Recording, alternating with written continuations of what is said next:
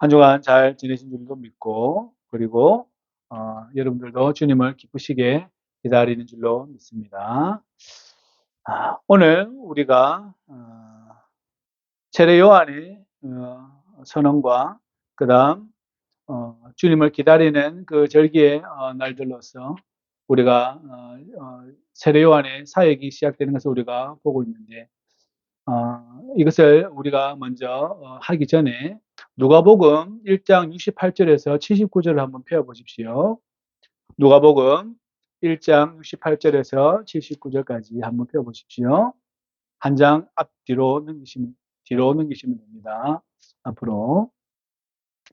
찬송가 누가복음 1장 68절에서 79절. 요한 아버지가 사가랴죠, 그죠? 사가랴 송가 또는 찬양 이라기도 하는데 68절에서 79절까지 한번 읽고 우리가 말씀을 나누도록 하겠습니다. 68절에서 79절까지 읽고 한번 보겠습니다. 시작. 찬송하리로다 주 이스라엘의 하나님이여, 그 백성을 돌보사 속량하시며 우리를 위하여 구원의 뿔을 그 종 다윗의 집에 일으키셨으니 이것은 주께서 예로부터 거룩한 선지자의 입으로 말씀하신 바와 같이 우리 원수에게와 우리를 미워하는 모든 자의 손에서 구원하시는 일이라. 우리 조상을 긍휼히 여기시며 그 거룩한 언약을 기억하셨으니 곧 우리 조상 아브라함에게 하신 맹세라. 우리가 원수의 손에서 건지심을 받고 종신토록 주의 앞에서 성결과 의로 두려움이 없이 섬기게 하리라 하셨도다. 이 아이여, 내가 지극히 높으신 이의 선지자라 일컬음을 받고 주 앞에 앞서가서 그 길을 준비하여 주의 백성에게 그 죄 사함으로 말미암는 구원을 알게 하리니 이는 우리 하나님의 긍휼로 인함이라. 이로써 돕는 해가 위로부터 우리에게 임하여 어둠과 죽음의 그늘에 앉아 있는 비치고 우리 발을 평강의 길로 인도하시리로다 하니라. 아멘.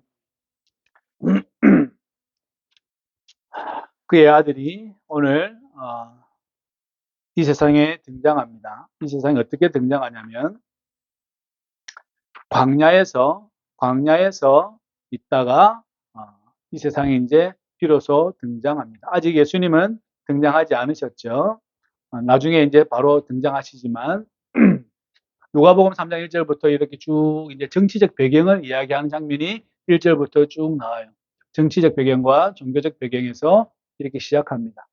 디베르 황제가 통치한 지 15해, 곧 본디오 빌라도가 유대의 총독으로, 헤롯이 갈릴리의 분봉왕으로, 그 동생 빌립이 이두레와 드라고니 지방의 분봉왕으로, 루사니아가 아빌레네의 분봉왕으로, 이렇게 로마 황제가 누구고 그 다음에 이스라엘 주위에 누가 다스리고 있는지에 대해서 쭉 설명을 하고 있죠. 그죠? 누가께서 설명하고 있습니다. 디베르 왕자는 로마의 두 번째 왕입니다. 로마 황제고요. 티베리우스라는 분이고, 그리고 2절에 보시면 안나스와 가야바가 대제사장으로 있을 때에 이렇게 이야기합니다. 원래 대제사장은 몇 명이 있어야 되죠? 한 명 있어야 되죠. 그죠? 두 명이죠. 그죠? 이게 뭐가 있다는 거예요? 로마에서 세운 사람이 한 명 있다라는 뜻이죠. 이게 항상 복잡하게 연결되어져 있는 거예요. 저번에 말씀드린 것처럼 대제사장들과 총독은 어떻게 해요? 항상 합의를 보는 관계라고 말했죠. 그죠? 그래서 로마에서 대제사장을 파면시키기도 하고 해임시키기도 하고 뭐 이렇게 하기도 합니다. 그런 상황 가운데에 누가 하나님의 말씀이 빈들에서 사가랴의 아들 요한에게 임했다라고 이야기하는 거예요. 정치적 배경과 종교적 배경을 설명을 하고 유대 배경이 이렇다라는 걸 설명을 하고 지금 하나님의 말씀이 누구에게 임했다고요? 세례 요한에게, 사도 요한이 아니에요. 세례 요한에게 임했는데 이 사람이 어디 있었냐는 거예요. 어디 있었어요? 빈들에서 있었지. 빈들에 있었어요. 예루살렘이나 어떤 다른 유명한 곳에 있는 게 아니라 지금 가장 중심인 곳은 예루살렘이죠. 거기가 아니라 로마도 아니고 어디에 있다는 거예요? 빈들이죠. 사막에 있었다는 이야기예요. 광야에 있었다는 이야기예요. 하나님의 말씀이 세례 요한에게 임했다라는 거죠. 그 세례 요한은 주님 오심을 기다리며 어디로 나갔냐면 사막으로 나간 거예요. 주님을 기다리는데 집에서 기다릴 수도 있고, 그죠? 예루살렘에서 기다릴 수도 있고, 어디서 기다릴 수도 있잖아요. 자기 집에서. 그런데, 세례 요한은 태어날 때부터, 태중에서부터 예수님을 알아본 자죠. 그죠? 맞죠? 엄마 엘리사벳이 아기를 배웠을 때 6개월째에 누가 옵니까? 마리아가 와요. 마리아가 친족이니까 왔는데 거기에서 태중에서 발버둥을 친 거죠. 요동을 친 거죠. 누가요? 세례 요한이 그랬다라는 거예요. 그래서 주의 길을 준비하는 분인데 이분이 어디에 나갔냐면 광야에 나갔다는 이야기예요. 여러분이 광야에 나가볼 경험이 있기를 바라는데 광야는 황량합니다. 광야는 황량해요. 나무라고 있는 거라고 하면 시띠나무 정도, 언약 개짜국에 쓰이는 시띠나무 정도 있고요. 그 다음에 다 모래가 바스라져요. 모래가 이렇게 들면 쑥 바스라져요. 바닷가의 모래처럼 그렇게 되어져 있습니다. 그래서 모래가 물을 흡수하지를 못해요. 그래서 그 광야에 보면 이렇게 길들이 나와 있는데 겨울철에 약간의 비가 조금만 내려요. 우리는 한 400~500mm 내려야 뭐 홍수가 났다 그러잖아요. 거기는 한 20mm만 내려도 홍수가 날 정도로 땅이 물을 흡수를 못합니다. 그래서 건천이 발전해요. 와디가 발전하게 되는데 그 말대로 황량해요. 아무것도 없어요. 우리처럼 이렇게 산이 많고 있긴 있지만 이렇게 나무가 많이 자라고 그다음에 물이 수량이 풍부하고 각종 풀과 이런 것이 자라는 곳이 아니에요. 돌하고 모래밖에 없어요. 돌하고 모래밖에 없습니다. 여러분 그게 얼마나 황량하겠어요. 얼마나 쓸쓸하겠어요. 그러니까 세상이 사람들이 거기에 가지를 않아요. 왜 안 갑니까? 거기 가서는 물도 없죠. 물도 없죠. 먹을 것도 없죠. 아무것도 없어요. 아무것도 없어요. 그러니까 사람들이 거기에 살지 않고 마을을 이루고 도시를 이루는 곳으로 사는 거지 그 바깥으로 나가지를 않아요. 그 바깥으로 나가봐야 아무것도 없으니까. 그런데 이 빈들에 누가 나갔냐면 세례 요한이 나갔다라는 거예요. 예수님을 기다리기 위해서, 메시아를 기다리기 위해서, 메시아의 길을 준비하기 위해서 세례 요한은 나갔다라는 거예요. 그러니까 믿음이 대단하죠. 대단한 믿음인 거죠. 왜요? 그 광야에 나갔으니까. 다음에 여러분들이 꼭 광야에 한번 나가보시기 바랍니다. 어쩌면 전 재산을 팔아서라도 광야에 한번 나가보십시오. 사막에. 그게 어떤 의미인지. 거기에는 하나님과 나밖에 없어요. 거기에는 하나님과 나밖에 없다고. 요 도시에 오면 빌딩도 있고 숲도 있고 이렇게 많이 있잖아요. 내 눈에 보이는 게 너무 많아요. 내 시야에 눈에 들어오는 게 너무 많아요. 그죠? 먹고 싶은 것도 있고, 사고 싶은 것도 있고, 많이 있잖아요. 근데 사막에 나가면 아무것도 없어요. 돌하고, 모래밖에 없어요. 그래서 신앙인들이, 사막으로 가는 이유 중에 하나가 바로 거기 있는 거죠. 왜요? 내 눈에 거칠 게 없으니까. 결국은 내가 하나님만을 바라보는 그 자리로 나아간다라는 것이죠. 근데 그 빈들로 누가 나갔냐면, 세례 요한이 나갔다라는 거죠. 그래서 하나님을 기다렸다라는 거예요. 그러면 우리가 맨날 비행기를 타고 몇백만 원을 주고 왔다 갔다 할 수는 없는 거 아니에요. 그 사막 보자고. 그죠? 그러면 우리도 주님을 기다리는 곳에서 빈들이라는 것을 우리가 만들 수 있어야 된다는 것이죠. 저와 여러분들이 주님을 기다리는 대림절이 지나고 있잖아요. 그러면 나도 어때요? 빈들에 들어가야 된다라는 거죠. 그렇다고 비행기 타고 왔다 갔다 할 수는 없고 내 삶의 근거에서 내가 그 광야를 만들 수 있는 내가 하나님만을 바라보고 전적으로 생각할 수 있는 그 자리로 나아가야 된다라는 것이죠. 그죠? 그러니까 많은 그 믿음의 선조들이 하시는 말씀이죠. 시장에서도 침묵할 수 없으면 광야 가서도 침묵이 안 돼요. 시장 가면 막 떠드는 소리 있잖아요. 흥정하고 내가 물건을 사고 팔기도 하고 여러 가지 일들이 있잖아요. 시장 가면 시끌벅적하죠. 그 시끌벅적한 곳에서 내가 침묵하는 법을 모르면 결국은 광야에 나가서 침묵이 안 돼요. 왜 안 됩니까? 어차피 안 되는 거예요. 그 시장에서도 내가 조용히 평온히 지낼 수 있는 사람이라면 광야에 가서도 그게 가능하죠. 그죠? 그런 것처럼 내가 꼭 굳이 빈들에 나가지 않아도 경험을 해봐야 할 것이지만 굳이 내가 사막이나 빈들에 가지 않아도 내가 어떻게 해요? 내 안에 빈들을 만들 수 있다. 거기에 지금 누가 하나님의 말씀이 임했다라는 거예요. 하나님의 말씀이 임했다라는 거죠. 적적하고 아무것도 없는 인간의 욕구를 만족시킬 수 없는 곳으로 세례요한은 나갔습니다. 그러니까 저와 여러분들이 이 빈들을 만들 수 있으면 우리는 하나님의 나라를 이루어갈 수 있다라는 것이죠. 광야가 다바르라는 히브리어인데 말씀이 무슨 말인 줄 아십니까? 미드바르예요. 광야에서 왔다라는 거예요. 말씀이 광야에서 왔다는 뜻이에요. 말장난 같지만 히브리어가 그렇게 되어 있어요. 다바르라는 것은 다바르가 말씀이고 미드바르가 광야라는 뜻이에요. 그러니까 말씀을 가지고 어떻게 나가는 곳이 광야라는 것이죠. 저와 여러분들이 그러한 빈들을 만들 수 있으면 내 삶에, 나의 가정에, 그리고 나의 사역에서, 나의 사업처에서, 나의 노동할 수 있는 그 공간에서 내가 빈들을 내가 만들 수 있으면 그 말씀을 하나님의 말씀을 가지고 있다라면 충분히 우리는 그 빈들 안에서 주의 말씀을 우리가 만날 수 있겠지. 사마리아 여인이 주님께 묻습니다. 뭐라고 묻냐면 예수님, 당신 사람들은 저기 예루살렘에서 예배를 드려야 한다는데 정말 그렇습니까? 라고 이야기할 때 우리 예수님이 뭐라고 말씀하냐면 거기도 아니고 여기도 아니고 저기도 아니다. 어떻게 하라는 거예요? 지금 하라는 거죠. 그죠? 사마리아 여인의 말씀을 알고 있죠. 어디서 예배를 드려야 되나요? 그러니까 많은 사람들은 예루살렘에 가서 예배를 드려야 된대요. 많은 사람들은 사람을 키우면 어디로 가요? 서울로 보내야 된대요. 말을 키우려면 제주도로 보내야 된대요. 그거는 이제 뭐 사람 키우는 문제니까.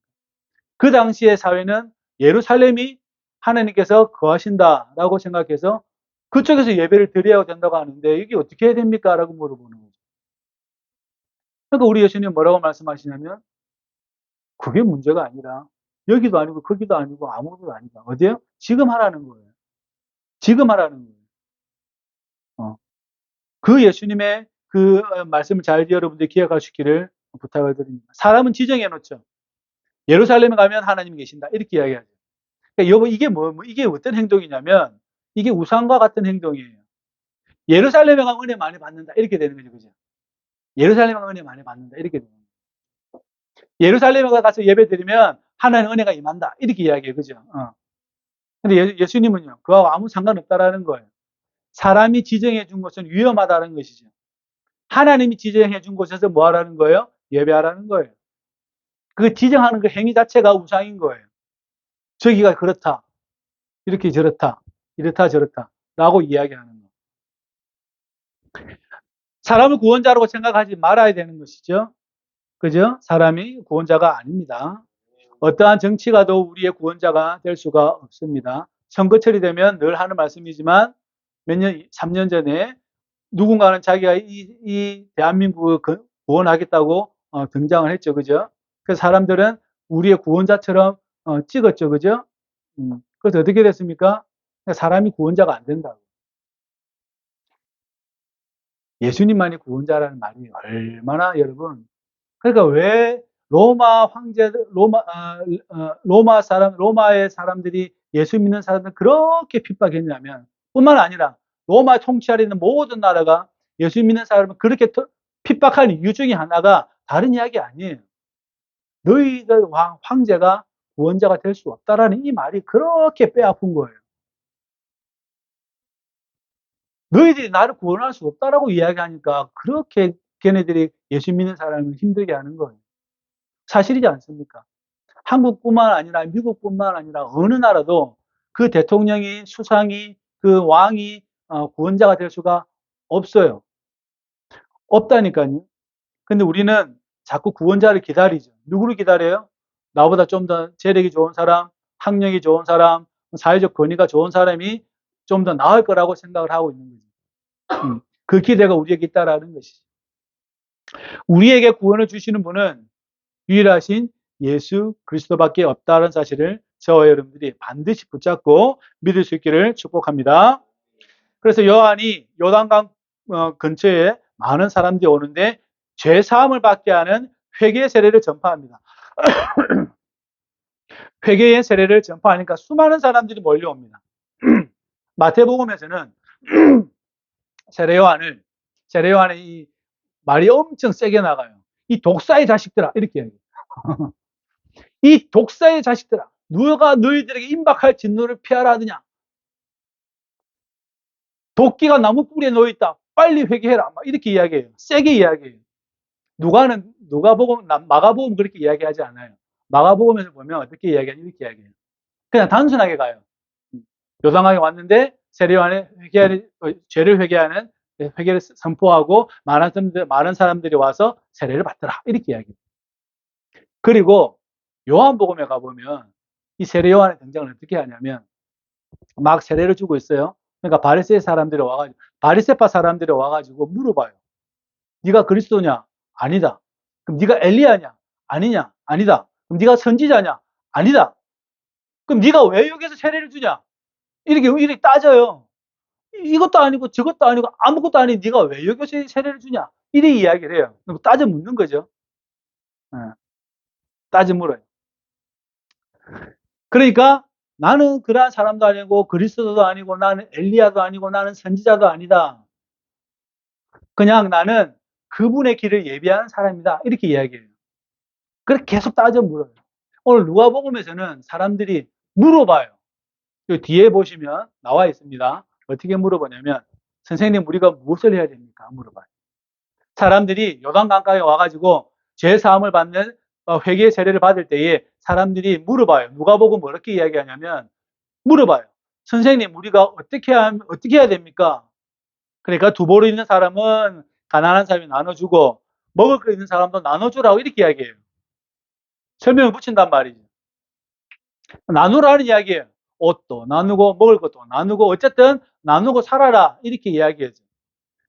그러니까 세리들이 와가지고 또 물어봐요. 그럼 우리는 어떻게 살아야 합니까? 세금을 걷는 사람은 세리라 그러거든요. 그러면 우리는 어떻게 살아야 됩니까? 라고 이야기하니까 세금을 법대로만 하고 더 징수하지 말아라. 이렇게 이야기. 그런데 또 군인들도 또 와서 또 물어봐요. 그럼 우리는 어떻게 해야 됩니까? 군인들이 와가지고. 너희가 윽박질러서 남의 물건을 빼앗지 말고 돈을 빼앗지 말고 그냥 받는 급료, 받는 월급을 받고 그냥 그렇게 살아야 한다라고 이렇게 이야기한다라는 거죠.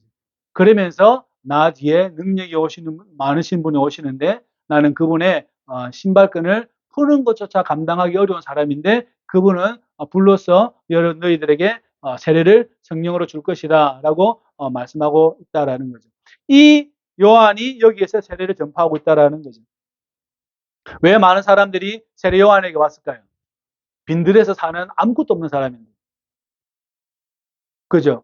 입은 옷이라고는 낙타털 옷을 입고 석청과 메뚜기를 먹는 사람인데 왜 많은 사람들이 아무것도 아닌 저기 예루살렘에 가서 예루살렘의 대제사장이나 유명한 랍비에게 가가지고 가르침을 받고 그 사람에게 죄사함을 받든지 어쨌든 그 일을 해야 되는데 왜 많은 사람이 저 황량한 요단 강가에 와가지고 요단강이 그렇거든요. 요단강이 지나는 그곳에 뭐 많이 자란 게 없어요. 조금만 지나면 바로 그 사막이에요. 근데 이 사람들이 나왔다라는 거예요. 누구에게? 세례 요한에게. 그 빈들에 있는 사람에게. 사람들은 그 마음에 세례 요한을 뭐라고 봤을까요?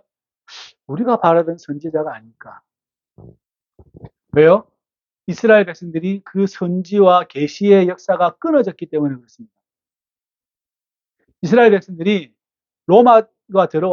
로마뿐만 아니라 헬라가 들어오고 로마가 올라오고 이 많은 400년의 시간 동안 그 선지의 그 하나님의 계시가 끊어진 역사가 있는 거죠. 그들이 바라고 있는 메시아와 그리스도와 선지자가 세례 요한이 아닐까라고 해서 많은 사람들이 나왔다는 거죠. 근데 저 사람의 사는 모습이 빈들에서 메뚜기와 석청을 먹고 그냥 그렇게 늘 주님 오심을 기다리며 매일 목욕을 하고 주님을 기다리는 사람이니 사람들이 선지자로 여기는 거죠. 그죠? 그런데 그분에게 나왔더니 그분이 하시는 말이 어떻게 해요? 회개하고 제사함을 받으라라고 말씀하고 있다라는 것이죠. 그래서 선지자 이사야에서 쓴 책에서 이렇게 말씀하시죠. 외치는 자의 소리가 있다. 너희는 주의 길을 준비하라. 그의 오실 길을 곧게 해라라는 그 말씀을 누가 하고 있냐면 세례 요한이 하고 있다라는 것이죠. 어디에서 하고 있습니까? 광야에서 하고 있는 거예요. 예루살렘에서 하는 게 아니에요. 광야에서 하고 있습니다. 그 광야 빈들에서 회개해라라고 이야기하고 있는 거예요. 회개해라. 아무도 안 듣잖아요. 회개해라라고 이야기하고 있는 거죠. 그 하나님의 말씀이 그 자리에 임해서 그분은 그렇게 말씀하고 있다라는 것이죠. 그래서 여러분, 광야는 정말 매력적인 곳입니다. 이 광야에서 모세는 하나님을 만납니다. 40년 동안 이집트의 왕자로 살다가 자기가 탈출하여서 40년 동안 광야에서 양치기 생활을 합니다. 그때에 어느 땅에 가보니 나무에 불이 붙었는데 그 불이 꺼지지도 않고 나무가 타지도 않아요. 그 자리에 갔더니 하나님께서 모세에게 너가 신고 있는 신발을 벗어라. 여기는 거룩한 땅이다라고 하시면서 하나님이 모세를 만나 주시는 장면을 우리가 잘 알죠. 거기가 어디예요? 광야예요. 사막이에요. 광야라고, 빈들이라고, 아무것도 없는 곳이라고. 그래서 하나님께서 누구를 만나요? 모세를 만났다라는 거예요. 모세가 그 광야에서 하나님을 만났다는 거예요. 그러니까 우리도 마찬가지라는 거죠. 이 풍족한 세상에서, 이 세월에서 저와 여러분들이 만나고 살아야 할 분이 있다라면 누구예요? 하나님이시죠. 그죠? 저와 그렇게 될 수 있기 바랍니다. 여러분 주위가 그렇게 매력적인 곳이 될 수 있기를 소망합니다. 우리 예수님께서도 광야에서 40주야로 금식하시고 마귀의 시험을 받으시죠. 그죠? 그러한 곳이 어디예요? 광야라는 곳이죠.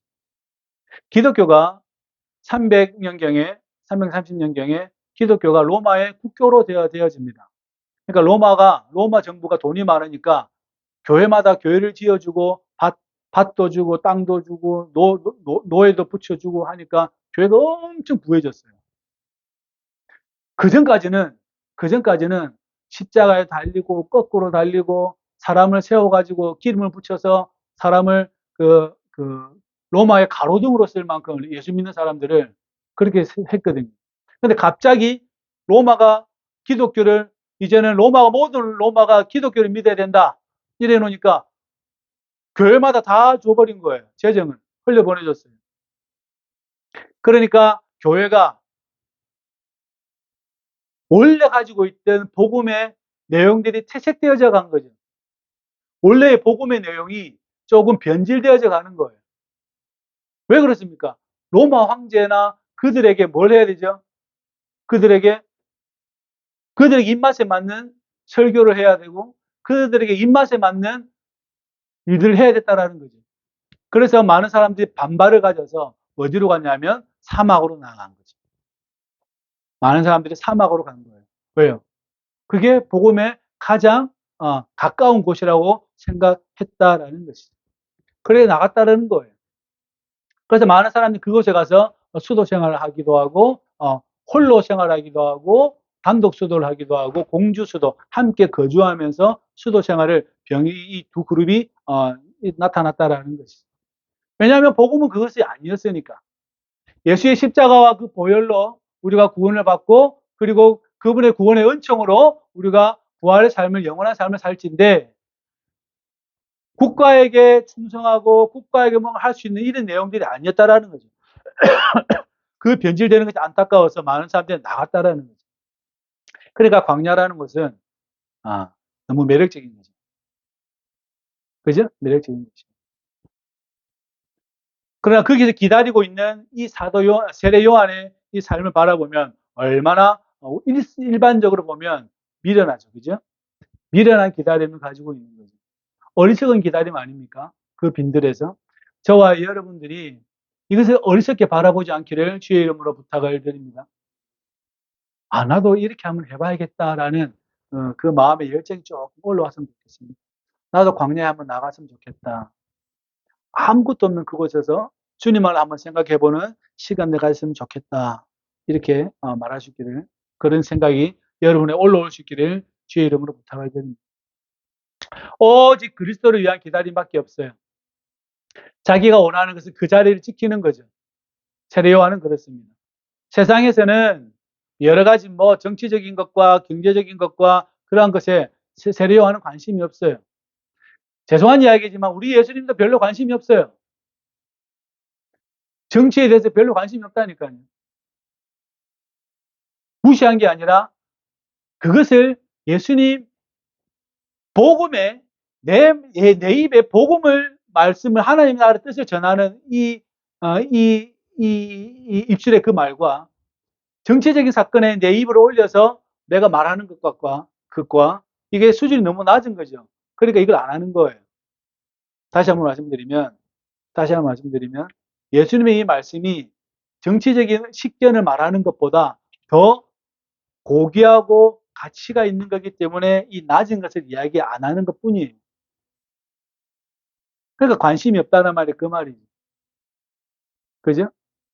갈릴리에서 사람들이, 저기 헤롯이 사람들을 죽여가지고 제물에다가 피를 섞었습니다. 그러니까 우리 예수님이 하시는 말씀이죠. 그럼 너희들이 그 사람보다 더 의로워서 살아있다고 생각하느냐? 이렇게 말씀하신다는 거예요. 이 정치적인 사건이 있었습니다. 이 부당하지 않습니까? 우리 민족이 지금 너무 힘든 가운데 있습니다. 라고 이야기하니까 예수님이 뭐라고 얘기하면 도리어 다른 말로 해요. 도리어 너희가 그러면 의로워서 너희들이 살고 있다고 생각하느냐? 이렇게 물어봐요. 놀랍죠? 그죠? 놀랍죠?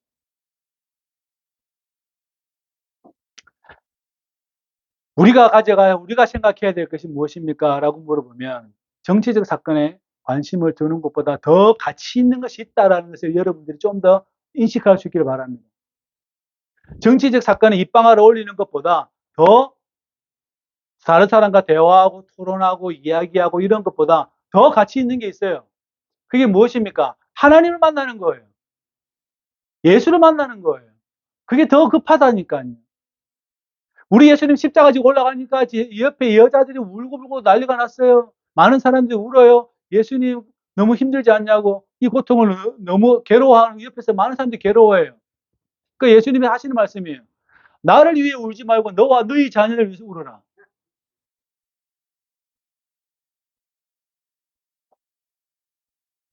그래야 된다는 거예요. 너라는 존재의 문제는 해결했냐? 이 말이에요. 너라는 존재의 문제는 해결하고 지금 뭐냐? 그러지 말고 너 자신을 위해 울어라. 너의 자녀를 위해서 울어라. 그게 더 급선무죠, 그죠? 그게 더 급선무라니까. 예수님은 자기 길을 가는 거예요. 내 가는 길에 안타까워서 감정 섞지 말고 뭐하라는 거예요? 너의 존재의 문제를 먼저 해결하고 하라는 거예요. 근데 사람들은 그렇게 하지 않죠. 우리 예수님이 아픈 것에 대한 고민이 많죠. 고통이 많죠. 그게 관심이 많죠. 그죠? 그러지 마시라고. 예수님 말씀 잘 들으세요. 여러분 자신을 위해서 울어야 돼요. 여러분 자녀를 위해서 울어야 되고. 그것이 아주 중요한 제급선무예요. 그런데 다른 것에 신경이 많이 가지고, 그죠? 그렇게 되지 않기를 주의 이름으로 부탁을 드립니다. 네. 여러분 자신을 위해서 우셔야 합니다. 여러분의 자녀를 위해서 울어야 합니다. 그것이 여러분들이 평생에 해야 할 일들입니다. 그래서 항상 자신의 문제가, 존재의 문제가 해결이 되고 난 다음에 문제예요. 그러니까 신경 쓸 일이 없는 거죠. 왜요? 이게 더 가치가 있는 거니까. 여기는 생명이 결부되어져 있으니까 여러분들이 이것을 먼저 해결하지 않고 다른 것을 해결하면 되는데, 문제는 내가 해결이 안 된다고. 내가 해결이 돼야 되죠. 나의 죄와 나의 죄의 관성과 나의 죄의 습성과 이런 모든 것들에 먼저 해결이 되지 않고 다른 것에 신경이 쓰면 안 된다라는 거예요. 그러니까 여러분, 우리 아이들에게 늘 하는 말이죠. 공부가 먼저가 아니라 제일 먼저 믿음이 중요하다고 말을 하는 것 중에 하나가 그거예요. 믿음이 중요하죠. 공부는 하면 돼요. 내가 원하는 공부를 잡아서. 그런데 믿음은 그렇게 되지가 않아요. 그래서 하는 말씀이, 그래서 세례 요한은 그 광야에서 주님의 길을 준비하고 주님의 길을 예배하고 있다라는 것이죠. 그 기다린 어리석은 기다림을 평생을 했다라는 겁니다. 그런데 30이 안 됐어요. 30이 안 됐어요. 아직. 그러니까 여러분 이 젊은이가 우리 예수님이 등장하고 3년의 공생애를 가지잖아요. 그죠? 3년의 공생애를 가집니다. 33살에. 그죠? 그러면 세례 요한은 몇 살이에요? 지금 27살 정도 되는 거예요. 이 젊은 청년이 하나님의 그 은혜를 알아서 그 광야에 나갔다라는 거예요. 27살에 나간 게 아니라 더 어릴 때 나갔다는 이야기죠. 그죠? 더 어릴 때 나가. 이 27살의 청년이 군인과 세리와 수많은 사람들에게 뭐라고 이야기하냐면 회개하라 이렇게 이야기하는 거예요. 세례 요한이 한 50대 가지고 60대 가지고 회개하시오. 그러면은 뭐 이렇게 뭐 그래도 뭐 이해가 되잖아요. 이 27살 정도 전후밖에 안 되는 이 젊은 청년이 저 어릴 때부터 그 광야에 나가서 하나님의 말씀을 살아. 그 요단강가에서 오는 군인들, 세리들, 뭐 들 모든 사람들에게 뭐라고 이야기하죠? 회개해라. 그리고 내 뒤에 한 분이 오신다. 그분이 불과 성령으로 세례를 줄 것이다. 나는 그분의 신발을 풀기도 끈을 풀기도 나는 감당이 안 되는 사람이다. 그렇게 선언하고 있다라는 거예요. 그 자리를 지키고 있었다라는 거죠. 그 미련함이, 어리석음이, 그 기다림이 이 세례 요한을 세례 요한답게 했다라는 거죠. 결국에는 누구를 만납니까? 요단강에서 예수님을 세례 주는 자로 만나요. 세례 주는 자로 만난다니까요. 누가요? 세례 요한이 예수님을 세례를 줘요. 이게 보통 일인 줄 아십니까? 살아계신 하나님의 아들고 구원자를 어떻게 해요? 세례를 줬다라는 거예요. 누가요? 세례 요한이. 나이 몇 살이에요? 27살이에요.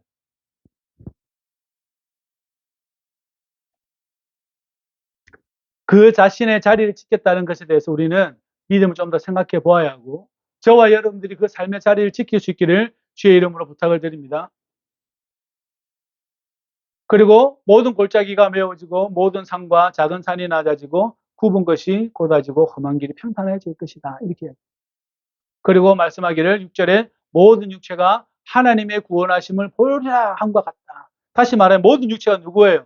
유대인이나 이방인이나 할 것 없이 누구예요? 예수 그리스도를 만날 것이다 라고 말씀하고 있다는 거예요. 구원의 대상이 유대인이 아니라는 거예요. 누구라는 거예요? 모든 사람으로 이야기하는 거예요. 유대교에서는 말을 합니다. 일부적인 변화를 통해서 변화를 점진적으로 나아가는 것이라고 이야기합니다. 구원. 근데 그리스도교는 달라요. 많은 어떤 사람들은 예수 믿는 사람들 중에 어떤 분들이 이런 이야기를 해요. 기독교가 유대교에서 나오지 않았냐? 이렇게 이야기해요. 기독교는 유대교에서 안 나왔습니다. 기독교는 유대교에서 안 나왔어요. 기독교는 기독교예요. 예수님에 의해서 하나님이 계시된 거예요.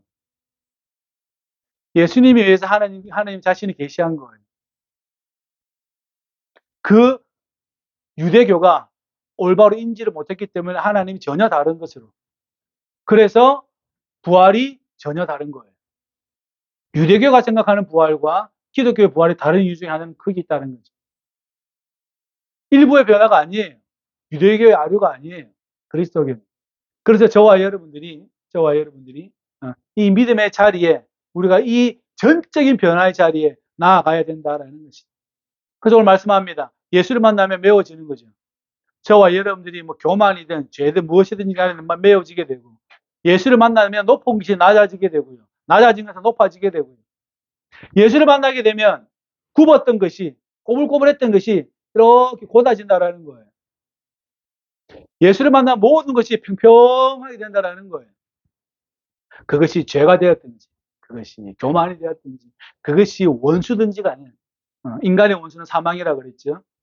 그것이 무엇이든지 간에 어떻게 해요? 예수를 만나야 해결이 되어지는 거죠. 예수를 만나지 않고 해결될 수 있는 것이 아무것도 없다. 내 주위에 가지고 있는 상황의 문제들은 해결하면 돼요. 열심히 살면 돼요. 그죠? 내가 못 배웠으면 열심히 공부하면 돼요. 내가 뭐 부가 없으면 열심히 벌면 돼요. 근데 죄와 사망은 할 수 있는다고 되는 게 아니에요. 예수님을 만나야 돼요. 예수님에게 관심이 많아야 돼요. 하나님의 나라에 관심이 많아야 되고 전적으로 매달려야 돼요. 그것을 보여주신 분이 누구냐면 예수 그리스도라는 거예요. 그래서 우리는 그리스도를 전적으로 수용해야 합니다. 그래야 하나님과의 관계가 회복되어지게 되는 것이죠. 이 대림절 기간에 저와 여러분들이 예수님을 기다리고 있죠. 다시 오실 주님을 기다리고 있죠. 이 기다리는 이 절기가 여러분에게 기쁨이 되기를 소망합니다. 처음에는 구원자로서 오셨지만 이제는 심판의 주로 우리에게 오실 텐데 우리는 그것이 기뻐해야 되죠. 왜요? 내가 믿고 있으니까. 보상이 이루어지니까. 쉽게 이야기하면. 주님이 오시는 것은 나에게 보상이잖아요. 나에게 보상이잖아요. 우리 예수님이 오시는 건 나에게 보상이지. 그렇다고 뭐 돈을 주는 이야기는 아니고요. 내가 믿고 있는 바가 그것이 현실이라는 것, 그것이 맞다라는 것이 저와 여러분들이 보여주는 것이니까 그게 보상이에요. 달리 보상이 아니라. 오해하면 안 돼요. 이 성경의 말씀이 맞다라는 것이 예수님의 오심으로 여러분들이 그것을 보게 되니까 맞잖아요. 그러니까 그것이 보상이라고. 뭐가 주어져서의 보상이 아니라 저와 여러분들이 이 주님을 만나고 그분을 기다리는 그러한 삶을 살아갈 수 있기를 주의 이름으로 부탁을 드립니다. 또한 그런 대림절이 되기를 소망하고 또한 그 예수님의 그 삶을 우리가 나아갈 수 있기를 부탁을 드리고 뿐만 아니라 세례 요한처럼 미련하게 기다리고 세례 요한처럼 지혜롭지 않게 어리석게라도 어디에서요? 광야에서 우리는 기다릴 수 있어야 합니다. 그러면 반드시 주님을 만나게 될 줄로 믿습니다. 그럼 우리 모든 팔복의 성도님들이 되시기를 주의 이름으로 축복합니다. 아멘. 기도합시다. 고마우신 아버지 하나님, 우리 삶에 빈들이 있음에도 불구하고 그 자리를 만들지 못하고 나아가지 못하는 우리 죄를 용서하여 주시고 당신의 말씀이 임하는 그곳에 우리가 있기를 원하오니 주여 우리와 함께하여 주시고 우리 삶의 근거를 주님을 기다리는 것으로서 우리가 잡아갈 수 있도록 축복하여 주옵소서. 자비로우신 주님, 이 대림절 기간 더 예수님을 만나기를 원하고 당신의 말씀을 더 붙잡기를 원하오니 주여 우리와 함께하여 주옵소서. 예수님의 이름으로 기도합나이다. 아멘.